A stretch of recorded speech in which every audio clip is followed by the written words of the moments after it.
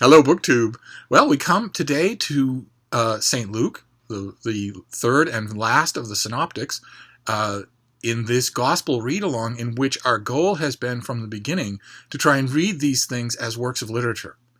I've said from the beginning, compare it to as if an archaeological expedition uncovered an unknown work of Euripides, where you're fascinated in it for historical and literary reasons, but you don't have any deeper soul connection with it, nor are you striving to either have one or abandon one. Instead, it's just a work of ancient literature. We try to do that with the Gospel of St. Mark and with St. Matthew, and now we come to St. Luke, which is a gospel that I believe makes that task easier than any other, for the main reason that Luke himself thought of it that way. He is writing a book that he has researched, a work of literature that he is drawing from written sources. So he's not collecting eyewitness accounts. He's not, compiling a list of teachings and maxims and whatnot for propagation among the faithful. Instead, he's writing a work for a large audience of Gentiles, a large audience of people who might not know about Christianity and whom he wants to know about Christianity. He, from the very first, poises his whole gospel in terms of a work of literature, including characterizing it as a written work self-consciously in one of the most amazing openings of ancient literature, and something that you don't find anywhere else in the Gospels. I wanted to read that to you to give you a sense of what I'm talking about. Forasmuch as many have taken in hand to set forth in order a declaration of those things which are most surely believed among us, even as they derived them unto us, which from the beginning were eyewitnesses and ministers of the word, it seemed good to me also, having had perfect understanding of things from the very first, to write unto thee in order, most excellent Theophilus, that thou mightest know the certainty of those things wherein thou hast been instructed. So, if we assume for the moment that there is no actual person named Theophilus any more than there was any actual person in the persona of St. Luke, what we have here is the author of this book crafting it as a book and calling it definitive. I think that's fascinating, and I think it makes reading Luke in the way that we're doing this read-along easier than the other Gospels, because I think you notice right away he's ordering his material with far more consciousness and far more effect of art than Mark or even Matthew. He is selecting parallel stories. He is shaping his material to give it a unity of dramatic movement from start to finish that is not like what we've encountered so far. Glimmers of it in Matthew, but with Luke it's the whole thing. And it has, I think, a central theme. I mean, all the Gospels have this theme, but I think Luke has it more than anyone of the Synoptics because it fits with his audience. And the theme is that something incredibly new is happening in the world, that something long prophesied and long dreamt about, but maybe considered long in the future, was actually suddenly happening now in the world. And he does this in a good writerly way with lots and lots of adumbration. So we get the nativity story where the angels proclaim the glory of the Christ to shepherds in the field. And we most famously get in Luke the two parallel birth narratives, the conception narratives of John the Baptist and Jesus himself, where the story starts off with the parents of John the Baptist, with Elizabeth and Zechariah, and Zechariah is performing his duties as one of the priests in his local temple when an angel appears to him, announces himself by name, which, hasn't happened since the Old Testament, where an otherworldly being announces himself, I am Gabriel, and tells him that his wife Elizabeth, though she's old and barren, will have a son. And Zechariah effectively says, well, how on earth can that be? And you're, I think, supposed to read into that although Zechariah might have wanted a son for many years, he's now an old man and just doesn't see it as possible. And the angel rebukes him. A little echo of the Old Testament, totally irrational anger and rebukement. strikes him dumb for the impertinence of asking, well, how could that be? And it turns out that his wife Elizabeth is pregnant. And the narrative shifts then to the very same thing happening to Elizabeth's cousin Mary, who likewise is told, you will conceive and bear a son. And Mary's response isn't all that different from Zechariah's, but of course she's not blighted or reprimanded in any way. Instead, she gives out a speech, a canned little speech in Luke that's beautiful, absolutely beautiful. In the typical English name is the Magnificat. And she's not the only one. There are a bunch of characters in Luke who have these little set speeches that are actually very good, very moving, and also, I argue, again, very literary. This is perhaps the very first example of something that you've all heard me complain about when I'm talking about contemporary literary fiction. This is the very first example of someone talking as if they were in a novel. And Zechariah is mute until his son is born, and then the assembled elders want to know what the child's name should be, and once it's made clear that the child will not be named Zechariah, but will instead be called John, Zechariah gets his voice back and starts praising God. But the reading it through this time, I was struck again with a thought I haven't had in decades, which is that it's pretty clear that John the Baptist also is a child of God. I mean, everything about, it's never said explicitly, but everything about the story of Zechariah and Elizabeth leads you to believe that they are both completely astounded by this pregnancy, and that God is the progenitor of John the Baptist. One way or another, there's a wonderful moment where Mary goes to visit Elizabeth, and when Elizabeth hears her voice, the child leaps for joy in her womb. It's a little strange as a presentiment. It's a wonderful authorly moment where you're supposed to think these two are connected in mission from the very beginning. Luke a little bit forgets it later on by repeating what had been an established piece of dogma of having, there being a question about Jesus in John the Baptist's mind, which wouldn't happen if they'd known from childhood who they were, respectively.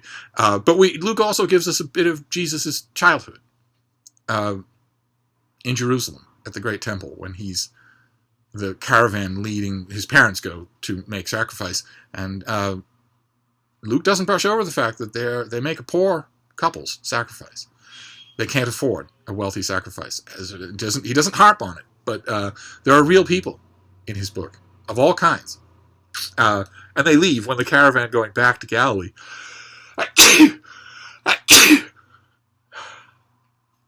When the caravan going back to Galilee leaves, they leave with it, of course, and in the hubbub, they don't realize that Jesus isn't with them. They have to go back to the temple. And when they find him discoursing on law and literature with the elders of the temple,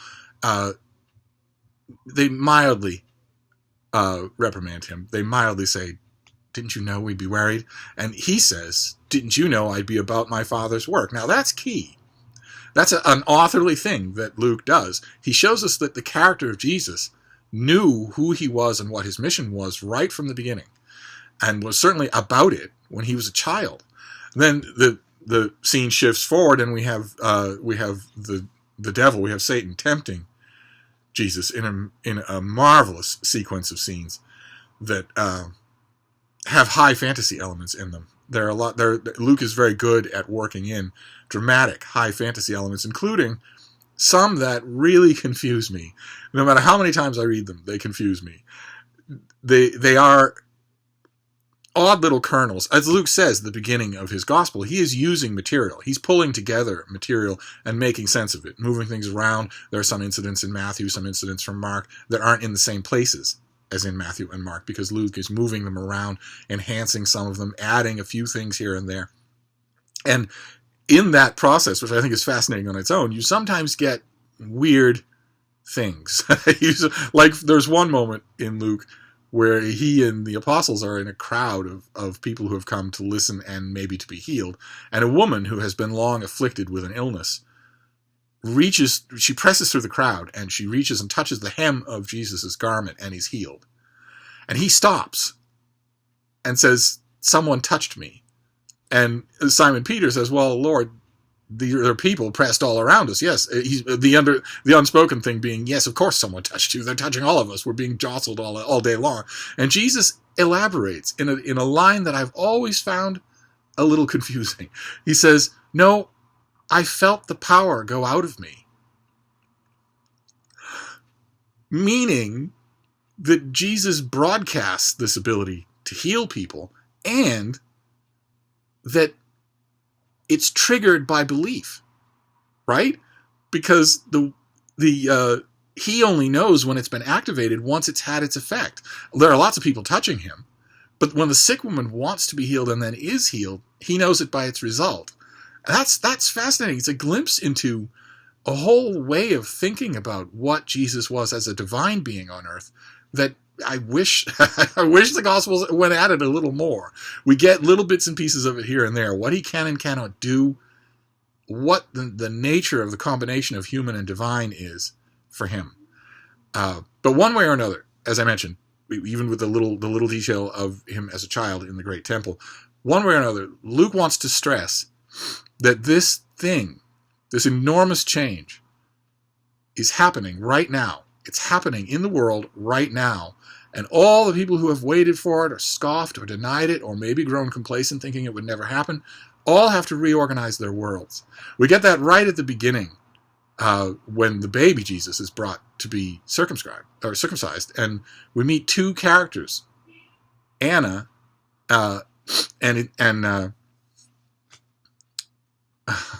blanking on his name. It'll come to me. But one way or another, we meet an old man who has been at the temple his whole life waiting for the Messiah, waiting to see the Messiah. And when he finally does, when he hears the child cry and when he sees the child, he realizes he's looking at the Messiah and says, he also has a set piece prayer where he says, "Now, O Lord, let thy servant depart in peace, for I have seen he whose coming has long been foretold, a light of revelation to the Gentiles and the glory of your people." We get the feeling in moments like that those are literary devices that Luke uses to show us that something has happened, to give us that feel of the turn of a wheel right on the spoke where we're reading it. And I think that's brought most dramatically to the forefront in the person of Jesus himself, when he goes back to Nazareth and he goes to the synagogue and reads a prophecy from Isaiah in the scroll in order to comment on it. It's in fact the only indication we have anywhere in the Gospels that Jesus knows how to read. And the prophecy that he reads has long been associated with the coming of the Messiah. And when he's done, he says, today in your hearing, this prophecy is fulfilled. Which is stunning. When you think about it, it's a stunning moment. And the crowd is first amazed and then outraged. They point out to him. They point out to each other, "Isn't this Joseph's son? Isn't this the carpenter's son?" And they run him out of town. This is one of the famous incidents, one of the iterations of that famous comment that a prophet is never honored in his own land. And Luke works that throughout, slowly, consciously, dramatically building throughout his book more and more open and glorious recognitions of this thing. And he makes the ending that much more heartbreaking because of it.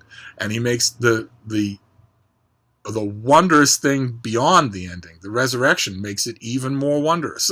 And the whole time you get the feeling, at least I did, I really want to know what you think. The whole time that you're reading this, you get this real strong impression that this is an author who's in complete control of what he's doing. He's building dramatic tension as he goes along. He's creating characters and grounding them in the world around them. There are dozens and dozens of historical characters, of geographical locations. There are dozens and dozens of incidental characters throughout who we know, or Luke knows, that he's only going to have them on and off in a couple of verses, and yet they're real.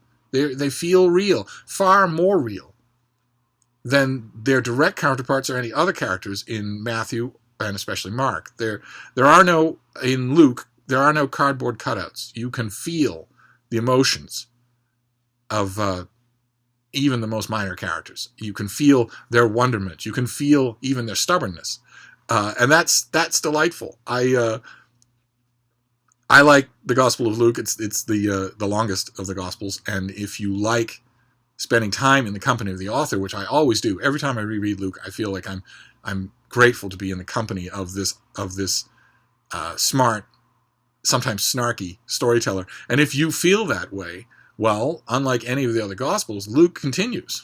He continues. I said last time that I always read these things wishing there were more, and in Luke there is. You can go, the same person wrote the Acts of the Apostles, so you get the same dramatic pacing, the same characterization, the same when he does an action or a wonderment scene, a miracle scene, they're wonderfully done. Wonderfully done. Often with, again, a very writerly sense of understatement to really bring forward the miraculous nature. It's just all marvelously well done. And unlike with any other gospel, when you finish the Gospel of Luke, if you want more, it's right there. We aren't going to do the Acts of the Apostles in this read-along, but if you finished this gospel and thought, well, okay, Mark, I didn't know what to do, and Matthew, I got the sense that I was reading something, but this was a real book. This I could have read more of. This I thought the author actually had a point, and I wish there were more of it. If you feel that way at the end of this gospel, there is more.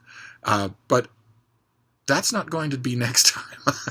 I feel like I should warn all of you, especially those of you who've never actually read the Gospels, especially if you've never read them as works of literature. I feel like I should warn you about what's coming next. Because the first three Gospels that we did, Matthew, Mark, and Luke, are all what's known as the Synoptic Gospels, which is basically a way of saying they see the world the same way, and we see them together. They are alike. And the reason that they are designated that way is because of the fourth Gospel. If the fourth Gospel also saw the world the way they did, then we wouldn't need a term like the Synoptic Gospels. But unfortunately, or fortunately, the fourth Gospel, the Gospel according to St. John, it's significantly different than what we've read so far. I wanted to warn you ahead of time about that, and we'll talk all about that next time, because the next thing we're going to do is the Gospel according to St. John. We're not going to do the letters, and we're not going to do the Acts of the Apostles, so this will be it. Next week's read-along will finish the Gospels. I have a million questions for you, as always, about what you thought about reading St. Luke. I want to stress my own opinions, my own take on him, which is that he is by far the best writer, the best self-conscious creator of a literary work of the synoptics, of the first three, that by far. Like I said last time, he's the only, in my opinion, he's the only gospel writer who, had he turned his pen to something else, we would still read him and still talk about him and still analyze him. I think there's that much literary and dramatic quality involved.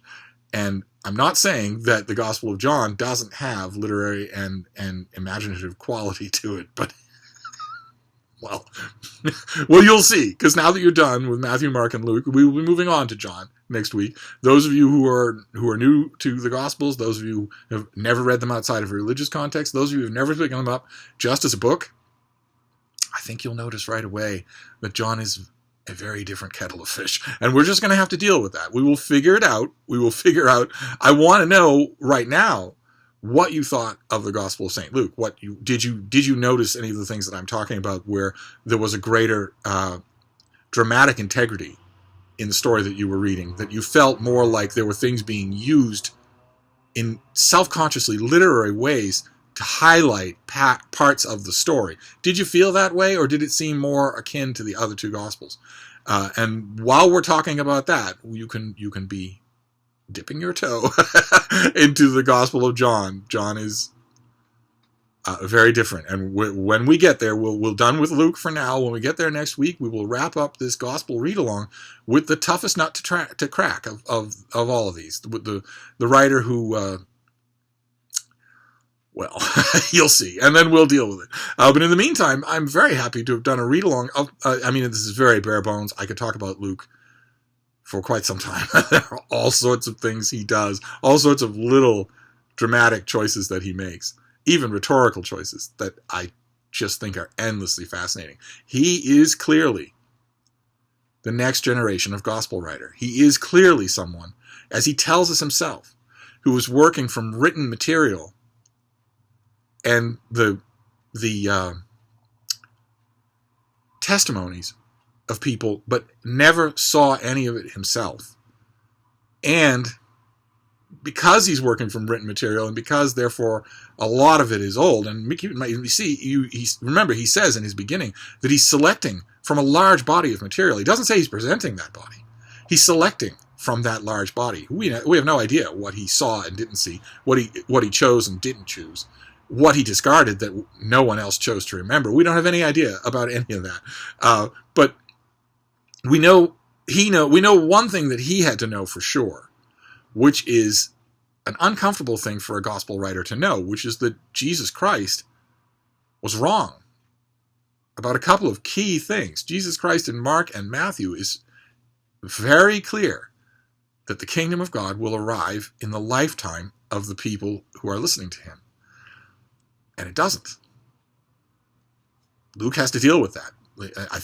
I myself think that is part of the very conscious, very writerly decision to start it the way he does, as a collection of documents, as a recounting of the history of the thing. This has led some of the more credulous biblical scholars over the last 4 centuries to refer to Luke as a historian. He most certainly is not. There's virtually no historical fact anywhere in him that's completely right.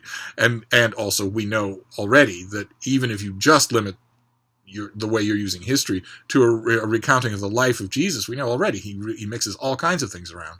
So, either the previous Gospels that we read that had events in one order are wrong, or Luke is wrong. They can't both be right if the events are happening in different places at different times and in different ways.